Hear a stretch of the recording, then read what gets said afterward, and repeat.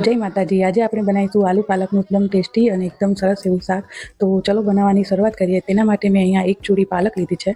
પાલકને ડંઠલ કાપી લઈશું અને ઝીણા ઝીણા સમારી લઈશું અને એકદમ સરસ રીતે તેને ધોઈ અને સાફ કરી અને કોરી કરી લઈશું। હવે મેં 4 બટેકા લીધા છે, તેની છાલ ઉતારી લઈશું અને તેને એકદમ પતલા પતલા સ્લાઇસમાં આપણે કાપી લઈશું।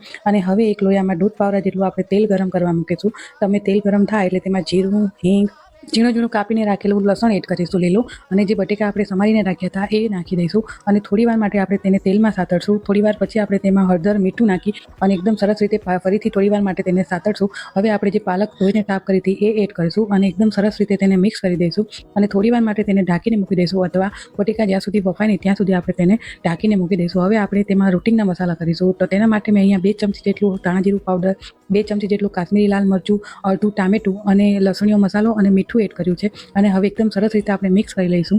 એકવાર સરસ રીતે બધું જ મિક્સ થાય તો તૈયાર છે આપણું આલુ પાલકનું ટેસ્ટી એવું શાક।